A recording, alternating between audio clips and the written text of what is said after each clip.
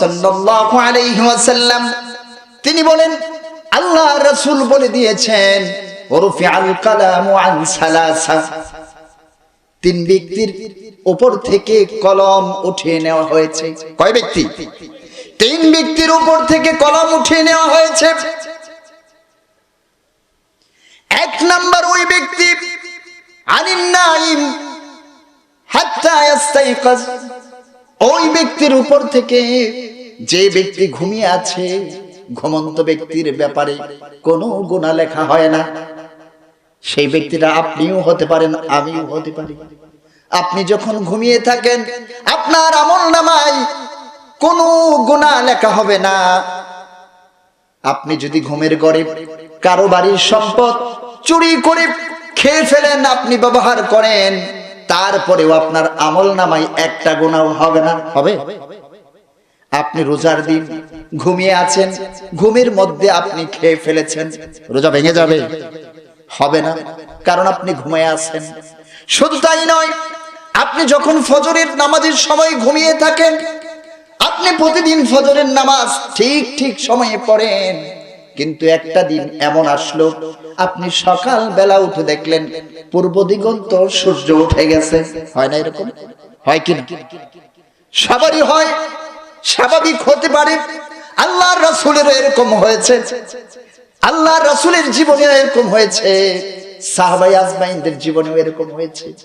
সকালে উঠে দেখেছেন সূর্য উঠে গেছে।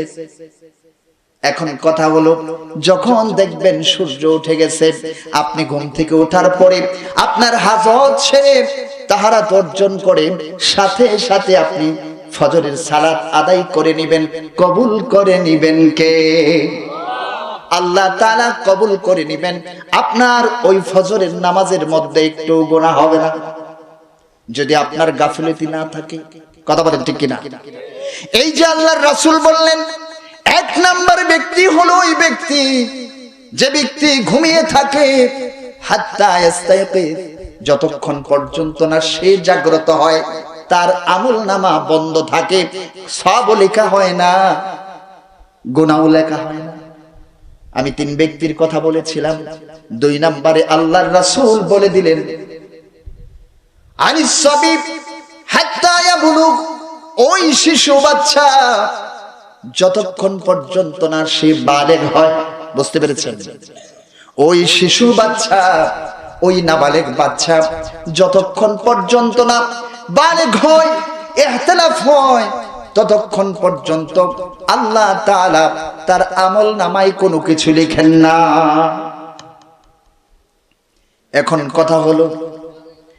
কথা হলো এই যে ছোট বাচ্চারা এসেছে, তারা মনে মনে ভাববে, হুজুর কত কষ্ট করে শীতের মধ্যে বসে আছি, আমার আমলনামায় সওয়াব যোগ হবে না, তাহলে কেন বসে রইলাম? না না না, কষ্ট নেওয়ার কোনো কারণ নেই। আল্লাহর রাসূল বলে দিলেন, ওই যে আনাস থেকে বর্ণনা করছিলাম হাদিস, বলে দিলেন, যখন নাবালেগ থাকে ততদিন পর্যন্ত তার বাবা মায়ের আমলনামায় ওই ছোট্ট শিশুর সওয়াবগুলি লিখে দেওয়া হয়। আল্লাহ জিতায়া দিবেন না ঠকায়া দিবেন?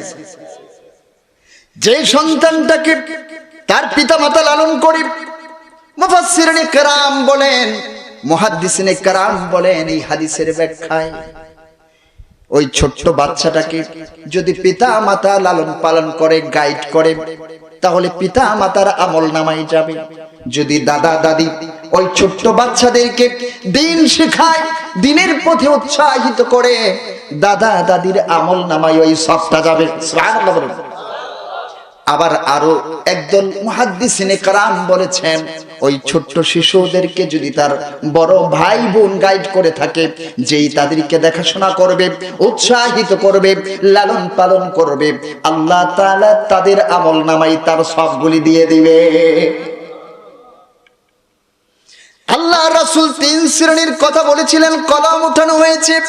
তিন নাম্বার যে ব্যক্তির কথা আমি বললাম, সেটা হলো আল্লাহর রাসূল বলেছেন, আনিল মাজনুন হাত্তা ইয়াকিল, ওই পাগল ব্যক্তি, বেহুশ ব্যক্তি যতক্ষণ পর্যন্ত না তার হুঁশ ফিরে আসে, তার মানে আপনি যদি সেন্সলেস হয়ে যান, আপনি যদি বেহুশ হয়ে যান, আপনি যদি অজ্ঞান হয়ে যান, অজ্ঞান অবস্থায় যদি আপনার নামাজ কাজা হয়ে যায়, তাহলে আপনার আমল নামায় কোনো গুনাহ লেখা হবে না।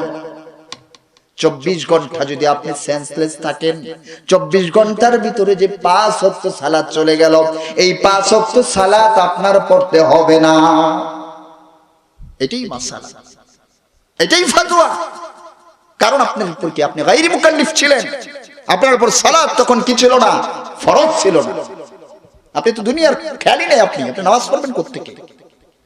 আপনার তো হুঁশ নাই, আপনি তো এক ধরনের মৃত পাগল। আল্লাহ রাসূল এটা বলেছেন, আনিল মাজনুন হাত্তা ইয়া, পাগল যতক্ষণ পর্যন্ত না তার আকল হয়, জ্ঞান হয়।